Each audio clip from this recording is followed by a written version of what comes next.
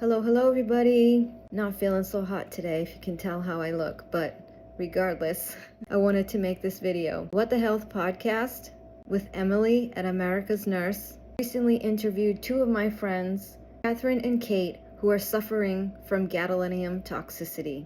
I just finished watching the podcast, and I think it's very important for people to watch. It's not something that I talk about often, although you have seen it in my videos.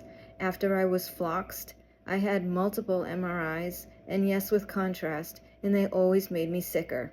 One of the biggest misconceptions about gadolinium and what you will be told before the exam is that it totally excretes out of your body in 48 hours. You just need to drink a lot of water. That's what I was told. However, 6 months later, a year later, 2 years later, whenever I do heavy metal tests, there's still gadolinium there. And gadolinium is a toxic heavy metal which is being injected into your body. Most heavy metals bind to other metals in your body, so it would make sense that it's still there to some extent. I'm sure some people retain a lot of gadolinium, some people only retain a little, but I'm sure there's some amount that's still there for everybody. That's all I'll say on the topic. Please watch my friends on What the Health podcast, who will get into all the details of gadolinium toxicity. MRIs are a very common diagnostic procedure. That's why I think it is very important that you watch this podcast. It could save your life the next time you go to get an MRI. Thank you to Emily at America's Nurse.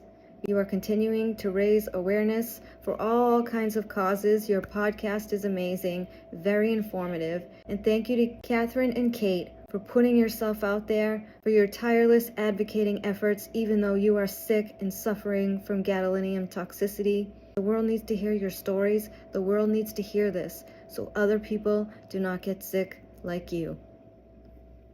Thanks, everybody.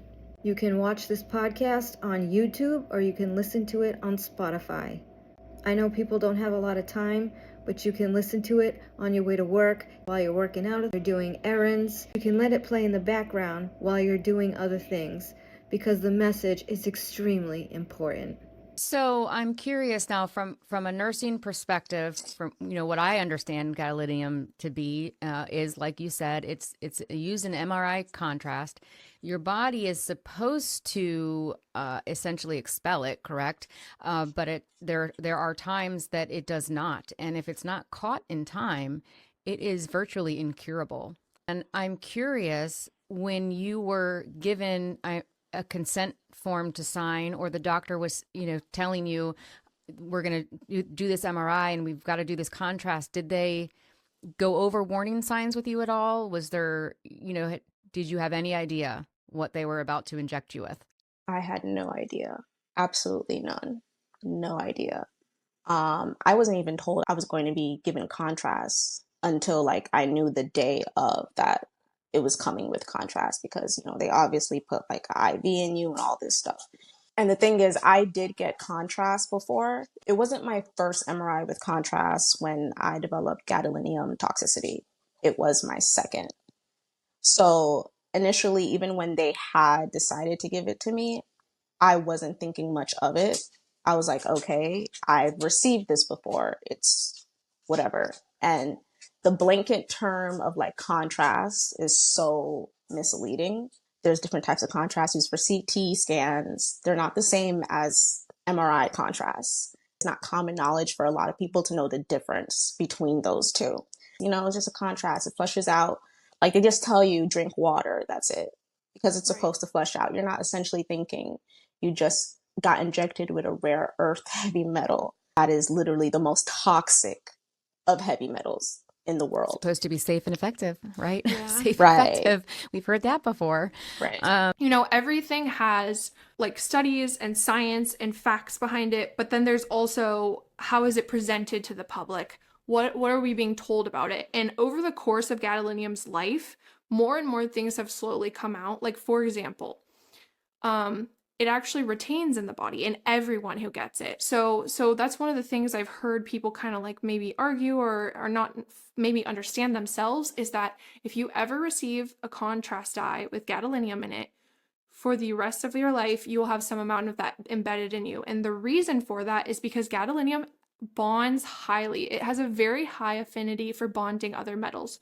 So when they put it in you, it actually loves your bones, it displaces calcium, it goes into the body, and the body thinks that it's an essential mineral. So the body holds on to it. And as a result of that, the body is using it almost like a building block, but it's not a good building block. It's a dangerous building block. The body is using it to try to create skin or organs or things that you have that you would be, that where like magnesium would be or zinc would be and these other essential minerals would be. And so it's a tricky situation because you can end up having a urine test that shows 0. You're not excreting any because your body is holding on to it, and it's stuck in your cells. And so I think, unfortunately, there's a bit of a misconception, and this is really something that only Catherine and I figured out as a result of going through this toxicity, is even when nothing is coming out of you anymore, it is still in you and it's still a part of your system. And how we can prove that too is by doing chelation and then seeing those numbers go up after we chelate.